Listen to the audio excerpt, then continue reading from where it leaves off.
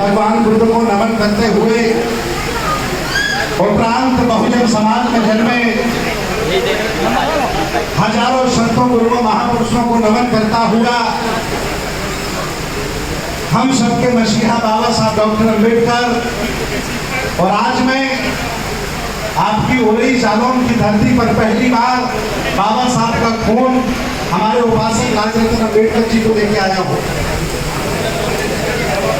मंच पर बैठे सभी हमारे गणमान्य जन जिन्होंने बुद्ध को समझा है, बहुजन आंदोलन को समझा है, कुछ लोग समझ करके अमल कर गए होंगे, कुछ लोग समझ करके अपना जीवन धन्य कर गए होंगे और कुछ लोगों ने दूसरों को अपनी बातें बताई होंगी। सभी लोग यहाँ मंच पर बैठे, जितने लोग हमारे सामने बैठे हैं ये अब तक रुके हुए हैं, इसका मतलब आप जिज्ञासु हैं, आप सुनना चाहते हैं, सीखना चाहते हैं, मन में जिज्ञासा है। और याद रखना, भगवान बुद्ध ने नहीं, भगवान बुद्ध के बाद अब्राहम लिंकन ने कहा था कि दुनिया में दो ही तरह के लोग हैं। एक व्यक्ति होता है नाउ एंड ऑल, हमसे ज्यादा कोई जानता नहीं, और एक व्यक्ति होता है जिज्ञासु, जिससे जो ज्ञान करता है जीवन में, आजीवन को विद्यार्थी बना रहता है, सीखता रहता है।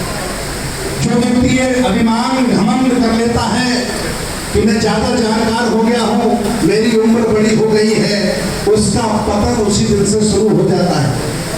और जो व्यक्ति doctor, master, engineer, IAS, PCS, नेता और सफेद बाल वाला होकर के भी अगर सीखता रहता है तो उसकी उन्नति को कोई रोक नहीं पाता है। शायद इस प्रक्रिया में हम लोग बहुत पीछे हैं।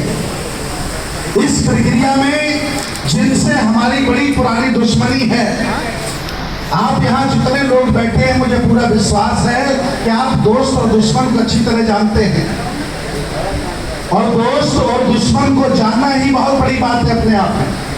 लेकिन आजकल दुश्मन ऐसे हो गए, पता नहीं चलते कि कौन दुश्मन है। पता तब चलता है जब बड़ा लंबा नुकसान हो जाता है। ये भी समझने की बात है। तो आप इस बात को समझ गए होंगे और इस बात को आपने अमल में लिया होगा, और आपने जो इस संस्कृति के, इस विचारधारा के, इस आंदोलन के जो दुश्मन हैं उनको आपने छोड़ने का काम किया होगा। और अगर नहीं छोड़ा, जिन्होंने हमें सदियों से गुलाम बनाया, जिन्होंने हमें मान सम्मान भी नहीं दिया, जिन्होंने हमारी आने वाली पीढ़ी को अपंग और असहाय बनाया, जिन्होंने हमें कभी आगे नहीं बढ़ने दिया, ऐसे लोगों को पहचानने की जरूरत है। अगर आज भी उन लोगों को आप सम्मान दे रहे हैं, उनकी इज्जत कर रहे हैं, तो आपसे ज्यादा नालायक दुनिया में कोई व्यक्ति नहीं हो सकता। मैं आपको बता दूं, ये लड़ाई बहुत बड़ी है। जिस लड़ाई को हम सब लोग मिलकर के लड़ रहे हैं, इस लड़ाई को हमारे पुरखों ने लड़ा है। ये सांस्कृतिक लड़ाई है और इस लड़ाई को हमारे पुरखों ने लड़ा है।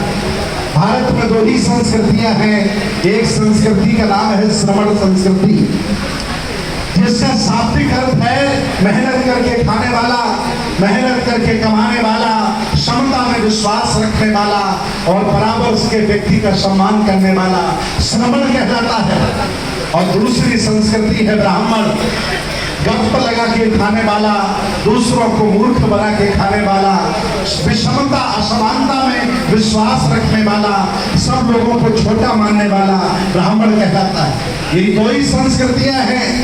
या तो ईमानदारी से वही गुलामी करिए, या तो समझ में आ गया हो तो गुलामी छोड़ करके श्रमण संस्कृति में आ जाइए, जिसकी स्थापना आज के 2500 वर्ष पहले तथागत भगवान बुद्ध ने की थी। और इस संस्कृति में जितने भी संत गुरु महापुरुष पैदा हुए हैं, उन सब लोगों का बहुत बड़ा योगदान है। ये संस्कृति इतनी बड़ी थी, ये विचारधारा समानता समता मूलक समाज की स्थापना की विचारधारा इतनी बड़ी थी।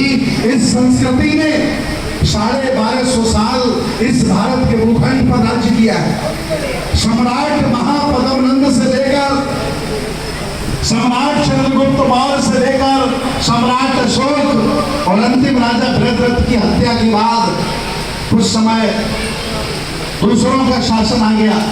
इसके बाद सम्राट कनिष्क, सम्राट हर्षवर्धन, मेनांडर, 14 नाग राजा, नाग जानते नाग, 14 नाग राजा, पासी राजा, यादव राजा, बघेल पाल राजा, जिन्होंने तक्षशिला, उदयपुरी, नालंदा विश्वविद्यालय का जीर्णोद्धार कराया, ये सभी राजे रहे।